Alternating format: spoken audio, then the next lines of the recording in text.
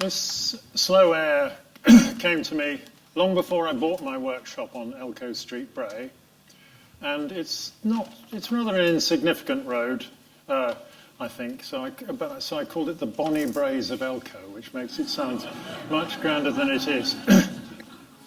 I know it's a bit presumptuous at this time in the concert to mention that we've actually prepared encores, so I'm not going to mention that. But what I can mention is that if you live in Peebles, you can open your windows at 9:30 tomorrow morning and hear the carillon. And Callum, who seems to be able to play anything, will be playing the carillon, and some of my tunes are going to be played. So there'll be encore surprise reprise. Oh, you're coming in? Come on.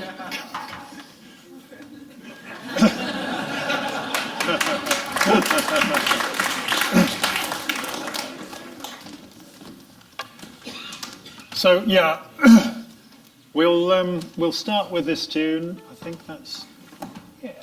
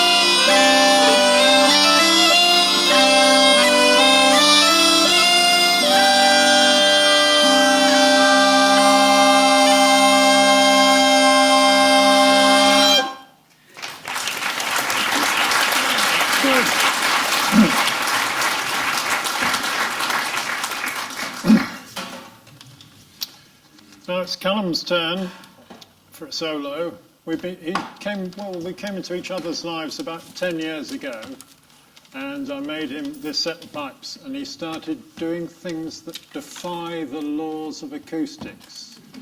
And some of the things he's going to, I better warn you, some of the things he's going to do now just can't possibly work. And when he wanted the second set, he wanted a Cornish pipe from me. I just said, no, I'm not going to make you one. You're going to have to come up to Scotland, because he lives in Guildford, and you're going to have to make it yourself. And he came up to my workshop, and he's been coming ever since, haven't you? Yeah, it's almost been 10 years now, hasn't it? Oh, amazing. Amazing. It's so exciting, and I can make beautiful pipes, and I can make them play beautifully, but hand them to Callum, and he'll spend hours and hours, and they just sing, and then he can play them like this. So this is a tune. This is one of the first small pipe tunes you did, and it's called Thanks to Julian.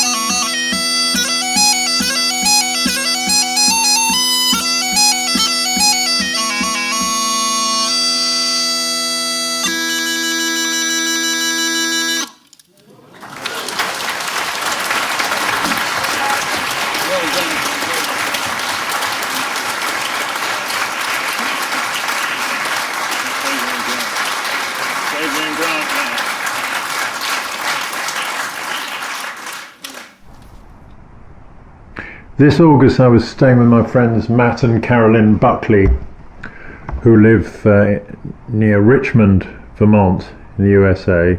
They've got a lovely house that was built in the 1850s, I think. It's on the side of a hill, well, a valley, side of a valley which is all wooded and leads down to the river which flows beneath their house. It's a beautiful place. I've been there many times over the last 21 years, usually in August. And I found it's a house that's full of tunes. I quite often come up with new tunes there. And on the Sunday, Pat Skyped me and told me that our friend Adrian Grant had died. And we knew he'd got terminal cancer, so it wasn't really a surprise. He was a lovely, lovely man, and I felt for Francis, his wife, and all his family. My heart went out to them. So I just walked down to the river, and it was just beautiful there, and I felt such gratitude for being alive. I took off my clothes and just jumped into the water and swam a bit. It was very, very cold. Well, it seemed quite cold, but it was just so good to feel the water on my body and to feel alive. And the next morning, Monday morning, I woke up at 6 o'clock and I was having this dream as I woke up about composing a tune, and I could actually remember it, which was a wonderful thing. And it was about 6 o'clock in the morning, and I went out into the garden in my nightshirt and hung the camera around my wrist. I had it at video setting and tootled it on my whistle. And I called it Adrian Grant, Our Friend. And later on the Monday, my friend Rick Damon came and picked me up and drove me about 2 hours to his house. It's a beautiful house, much higher up, overlooking a valley. You can see about 16 miles, and all you can see is trees. You can't see roads or anywhere. It was a beautiful place, and I was thinking of Adrian, and I carried on refining the tune and playing it until I knew it was the way I wanted it. And Callum, Armstrong and Rick helped me write it down, and I printed 100 copies. I was on my way with Callum to the Pipers Gathering, which is an event I've been going to for 21 years in one form or another. It used to be in Vermont, it's now moved down to Connecticut, and it's a beautiful retreat centre in Litchfield. I think it used to be a nunnery. It's in Litchfield, Connecticut. And when I was there, I was showing off my pipes and giving out people copies of this tune and telling them about Adrian. No one knew who Adrian was, but a lot of people had lost loved ones, wives and loved ones, and children as well, and I had quite a lot of conversations about that. And on the Sunday evening concert, I led a procession in, playing it. We had some rehearsals. Some of our friends had rehearsals of the tune, and then I led a procession into the concert. And then I said a bit about Adrian and about loss and gratitude for life. After the concert we went downstairs and we had a lovely time playing the tune over and over again and processing around the room. I was thinking about Frances and her family while I was doing that, and thinking about the tune and wondering whether Adrian Grant, our friend, the tune will be played who knows when. Who knows, but his name may live on. Adrian Grant, our friend.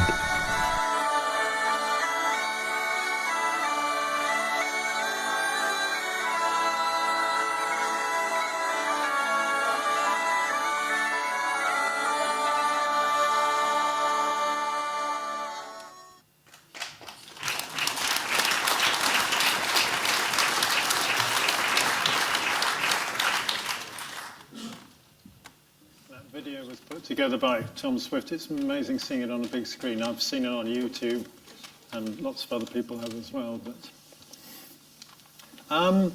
yeah, in Scandinavia, and probably throughout Europe, actually, in Scandinavia, in the spring, traditionally there was an instrument that could only be made and played in the spring. I've never done this, but you get a length of willow, a long length of willow. In fact, my sister Myrtle's talked about this. And sorry, did you say you'd done it? Oh, I thought you. I know Myrtle had made whistles out of it, but you hit the bark. You hit the bark just gently, and eventually you can slip at just the right time of year. You can slip the wood out, and then you've got a tube, and you can turn one end into a whistle, and then you've got an instrument that will work for a few days until the bark dries up, and then you've got to wait till next spring. So it was a very, very seasonal sound. However, we have plastic with us now, so you can hear this sound any time of the day. And we were given at our wedding at Kinnersley a tune by Dick Hansold, who's from Minneapolis, well, St. Paul. And I invited him along to this gig tonight, but he's got another gig apparently, so he didn't come. But him and his wife came all the way from St. Paul to our wedding.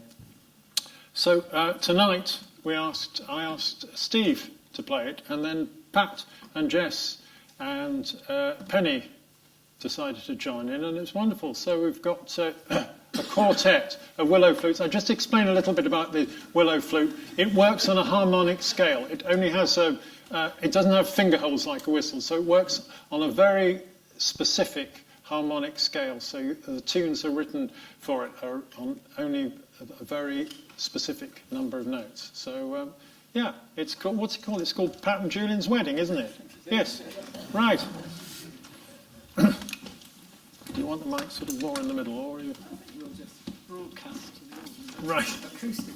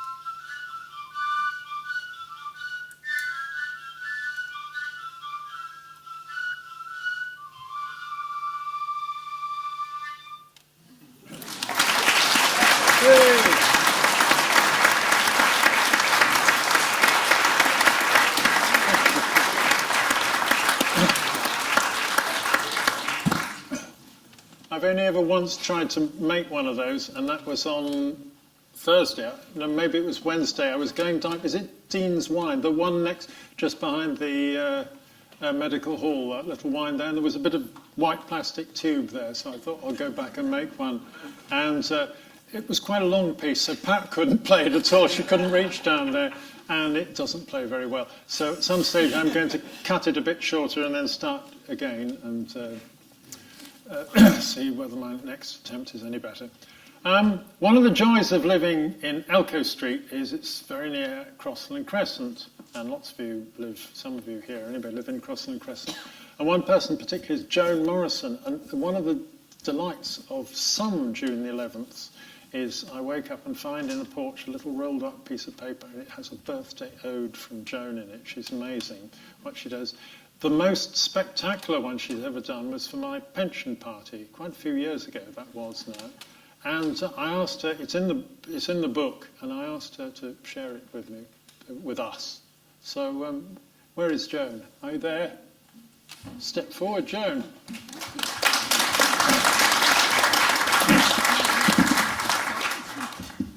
Right. Cushion there. Thank you. I'm not used to these things either, but hey, let's do it. And you're going to... Yeah. Well, hello everybody. It's a great honour. I'm so honoured that Julian has asked me here to do this wee story for you, which conveniently arrived in rhyme just in time for his pension day birthday. Now, as with Julian's tunes, I've got no control over this. It either comes or it doesn't come, and I was really hoping that one would arrive in time for the big day, and it wasn't happening. I thought, but then I opened up my William Chambers Book of Days, the way you do, and I looked up his birthday. And there it was, because the 11th of June is St Barnaby's Day. Now, I'm sure you all know that already. Now, St Barnaby's Day, it said, the longest day and the shortest night. And I thought, that's funny, that's midsummer. 11th of June, eh? And I looked at the next bit, and of course, the 11th of June was Midsummer Day, way back when we still used the Julian calendar. Well, we were off to a head start then.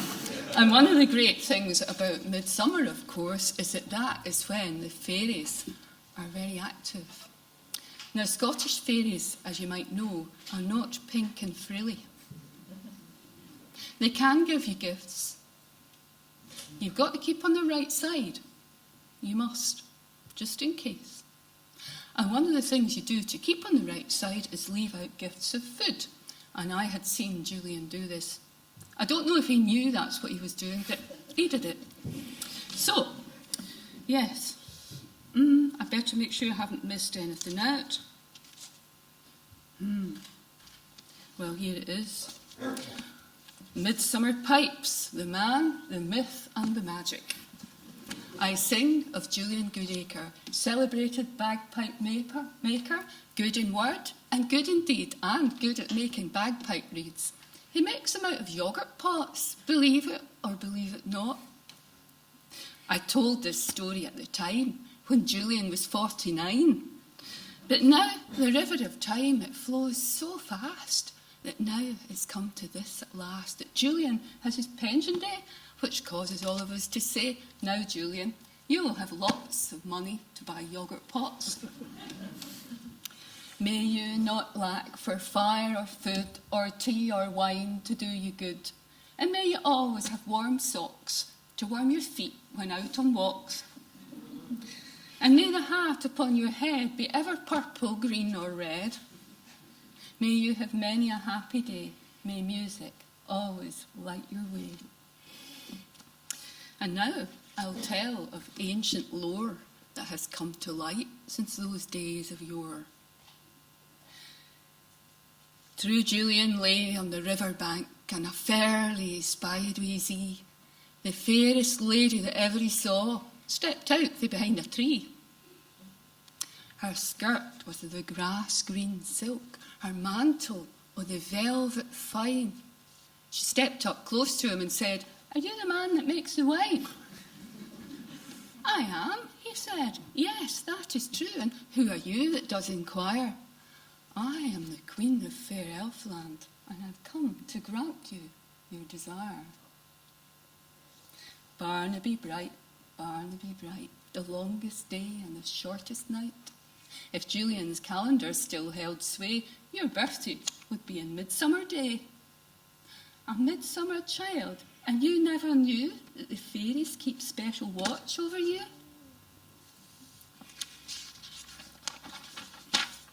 Remember, last midsummer time you left outside your finest wine and lovely bread which we can't make, of which we freely did partake. And then you played your pipes so sweet, we felt your music in our feet.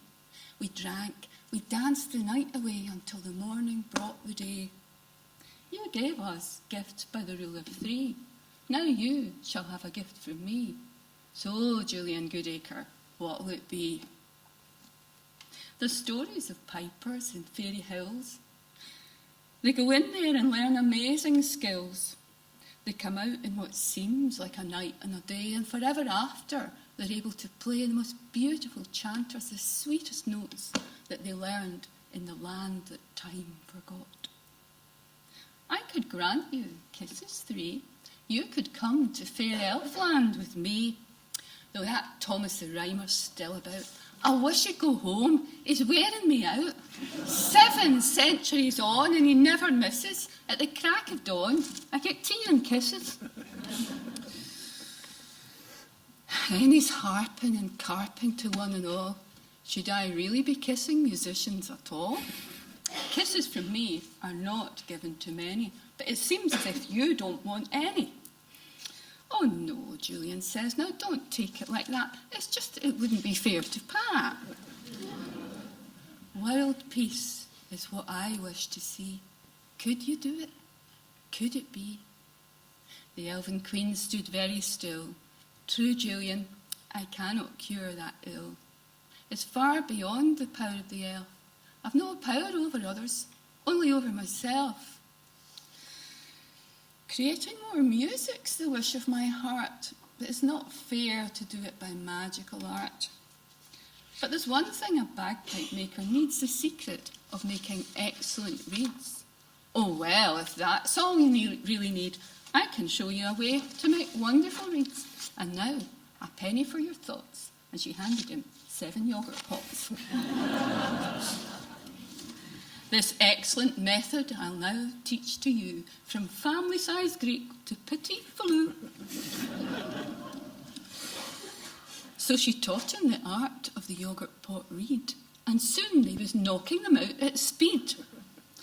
And for those who doubt the truth of this, and think I might be taking the mickey, or for those who think it can't be true, what she told to him, I will now tell to you. Pay heed and listen to what I say, or those magical sounds could just vanish away. Those beautiful notes will quickly fade if you ever use pots that can biodegrade. Now time and tide, whate'er betide, those beautiful reeds have been tested and tried. I have heard them, and so have you, and we know their notes are sweet and true. Now, every year at midsummer time, he leaves out wee tiny glasses of wine, and whether or not they're actually seen, the fairies return to his garden green. And at midsummer night, believe it or not, they dance to the sound of his yoghurt pot. Now, there's many a gift in the fairies' power, and you never know the day or the hour when the elven queen might be coming your way. So, be kind to the fairies on Midsummer Day.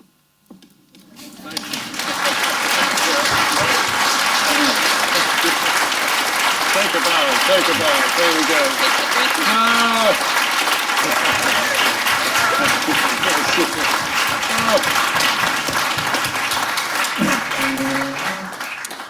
Every word is the word of truth. Yes. So, it's Andy's tune for our wedding. That's why he's sitting there, right? Andy, for our wedding, gave us a pipe duet, and Pat's attempts to playing the pipes. Pat doesn't play the pipes, I should say, and It's been sitting in my book and in my pile, unplayed, and then you've really been pushing to play it, because you don't often play your pipes, do you, Riz? Very seldom. So, and I've been playing it for weeks now. It's a lovely tune, lovely tune. And he's written a second part for it as well. So we'll start off knowing that the band will join in should we falter. Relying on it. Oh, relying on it, love it. Better do the old tuning thing then.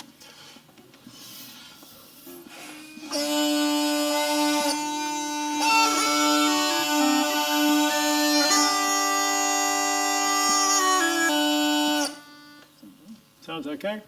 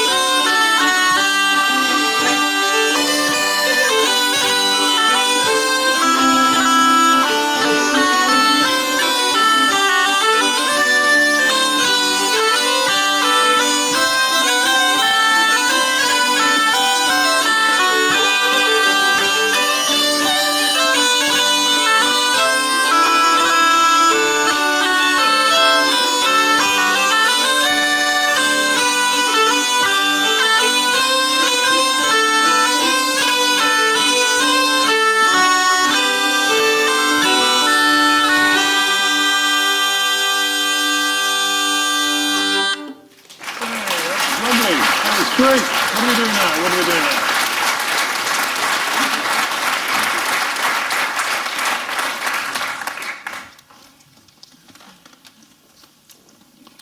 Well, we're coming to the last number. And there are a lot of people I want to thank for this evening. Caroline, who as soon as I talked, Caroline Adam, the director of this wonderful place, as soon as I talked about it, was really, really encouraging. And when I told her about this theatre and didn't know what to do with a toy theatre, she really wanted it out and on display. And she and Maggie and Anna and all the staff here have been amazing. And Cliff, the sound man, now when I go to concerts, I know a bit about what it is to be a sound man. People always say at the end, and thank you, Cliff, or whoever it is up there. He's completely invisible. We can't see him, and he's just been wonderful for everything. He's pressing the right buttons at the right time. So Cliff, especially, I want to really thank Cliff.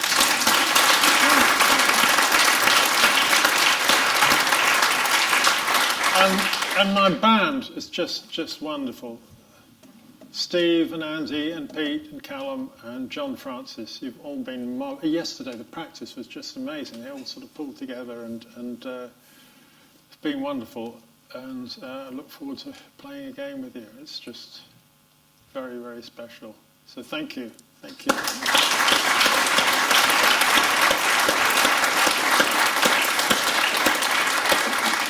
And there's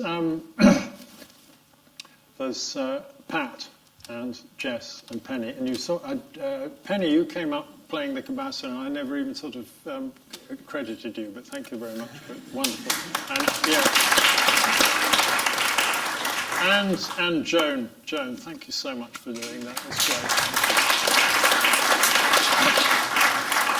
I've been doing this for 40 years. In the book it says 30 years, but I realised Golden Catherine was 40 years ago. And for me, now, it doesn't feel anything particularly special. It doesn't, and Pat's quite used to it. You know, I suddenly say, I've got a tune, and I disappear into another room with a whistle on a recording device and record it. And I've been doing this, and as I say, these tunes come to me. But the thing I want to talk about is, and it was my brother John who first tipped me off into this, the real enemy, is, you almost call it an enemy, is the critical mind. A critical mind of, and John always said, when you come up with a tune, don't get critical about it, don't think about it, just do the best you can with the tune. And criticism can come later, or thinking whether it's good or bad, because it's so easy when something comes into my head to say, well, it's a nursery rhyme, it must be someone else's tune, that's not really... And all this fear comes in, fear of ridicule, and you shoot yourself in the foot right from the start with that. And it's not just about making music, it's about anything creative that you want to do.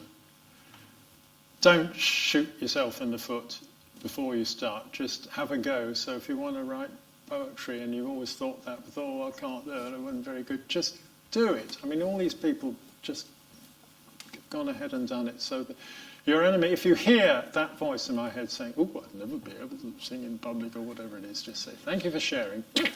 Really, just do it, because that's what creativity is about. It's about just doing it. And that's what this book has been about.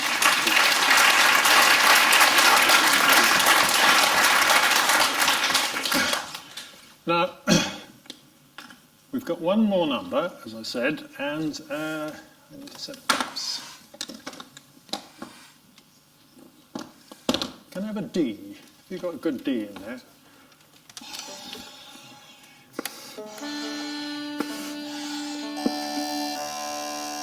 Yeah, that sounds pretty good. That sounds pretty good. Can I have an A?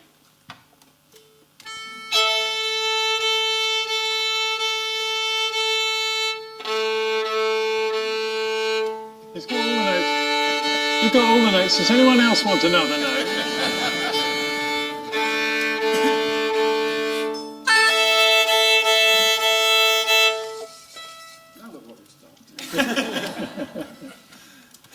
Right, well, this is going to have a solo guest star we invited up my brother John, who really sort of got me into the bagpipe thing to start with. And so he's did it. This is a tune called Marriott's Jacket by a friend of mine, well, not by, it's for a friend of mine called Marriott Jacquet, who lives in Toulouse with her husband and her family, and the grandchildren as well. And I wrote this tune, and Brother John did this really complicated, wonderful, quirky arrangement of it, which I'm never really able to learn. But for one, Chris, was it my birthday? I don't know. You gave me a music box, which you had actually programmed to play this. So I'm going to ask you to step forward and perform Marriott's Jacket, and we'll join in later. And then you can join in as well.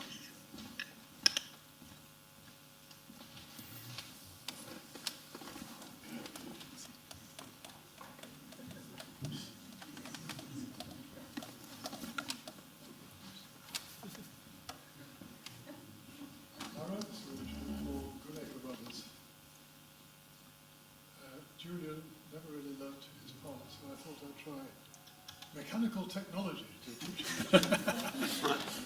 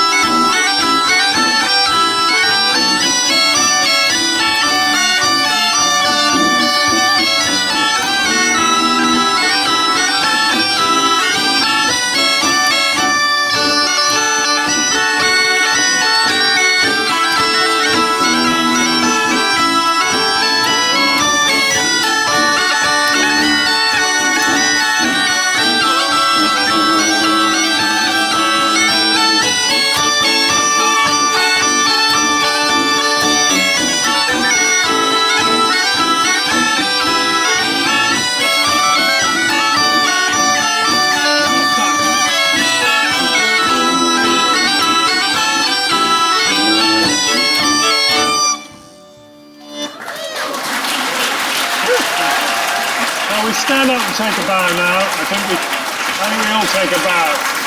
Come on. Who wants to come up? Yes. Come up for a bow. Yeah. Okay. Yay.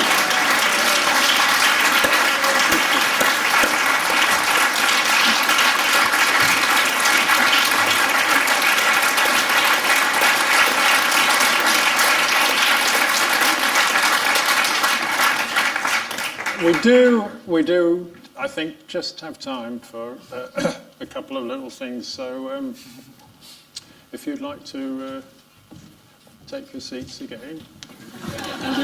Thank you. We'll have you up again, yeah. Right. What do we do? We want to get, what are we playing this on? Which well, yes.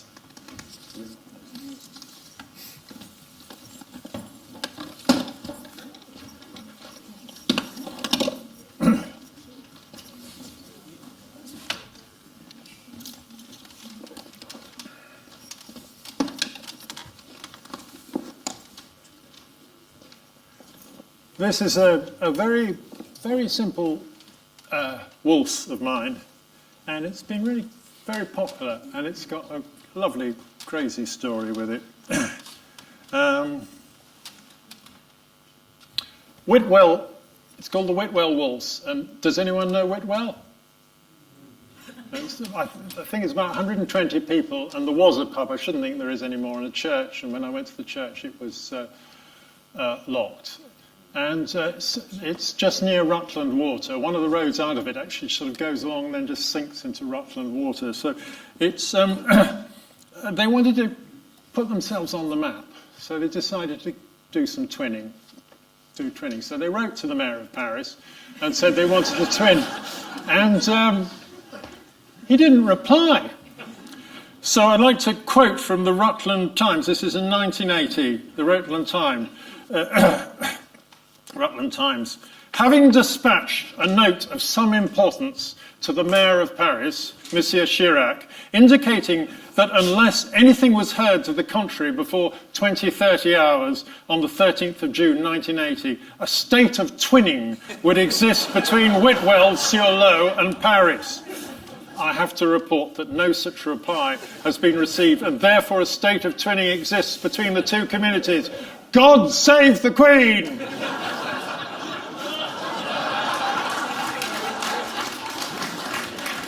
It was up there for ages. That.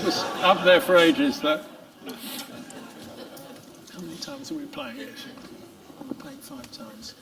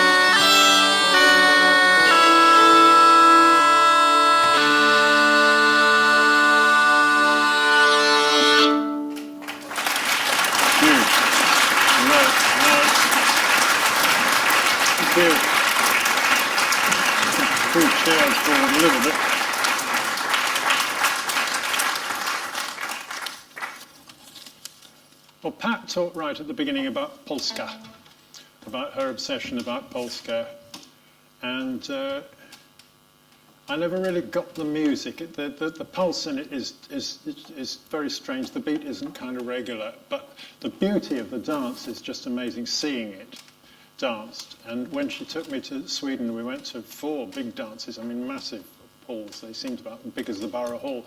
And you see these couples, it's just so beautiful to see. They appear just to be walking along, although it's not just walking when it comes to it. And then a certain signal, and I never worked out what the signal is, they start spinning around. And it's not a musical signal particularly, so then it's not everyone walking at once and then everyone spinning. It's just beautiful, and seeing a room just packed with people dancing the polska is wonderful. And at our wedding, there was one friend who couldn't come from Sweden, and she, about 2 days before the wedding, recorded a polska for us and got it through to us on a disc. So we all went to the big hall at Kinnersley Castle and listened to it. And it's just so meltingly beautiful piece of music. She double-tracked it. I think there's 2 or 3 guitars in there and 2 voices, and it's a piece of music that just touches me so much, and always usually reduces me to tears. So now we're going to end with Polska for Pat and Julian by Louis van Salias.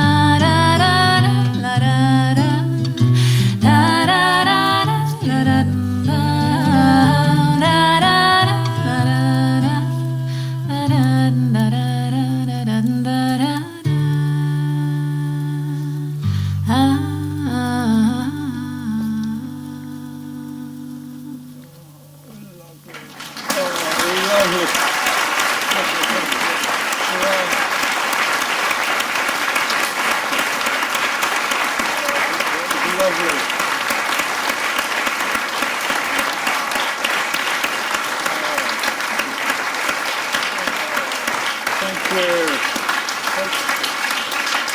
Joan. Come on. All my friends.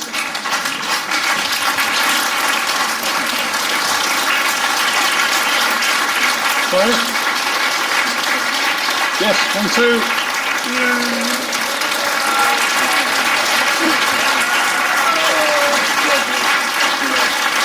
Thank you.